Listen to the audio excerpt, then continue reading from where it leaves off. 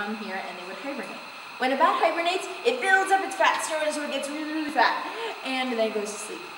And it slows down its metabolism, so its heart may only beat once or twice per minute.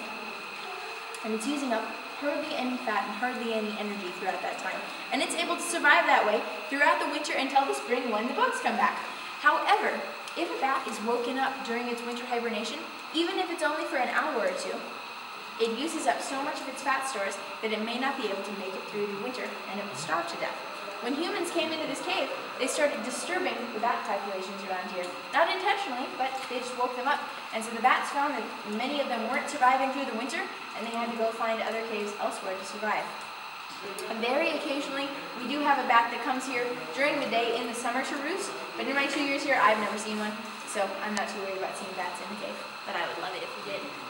So, the bats in the cave are just another example of how fragile this place is and how we humans have to be really conscious of the kinds of things we do in the cave. Now, the Mount St. Helens apes who first explored this place, they understood just how fragile this place was and the kind of things that they needed to do to protect it. So they would do a ceremony every time they came into this cave. And if you guys are okay with it, I'd like to do that same ceremony. What they would do, they would turn off all their lights and they would experience the cave in complete darkness for a few moments. Listen to the sounds, feel how it feels without using our eyes.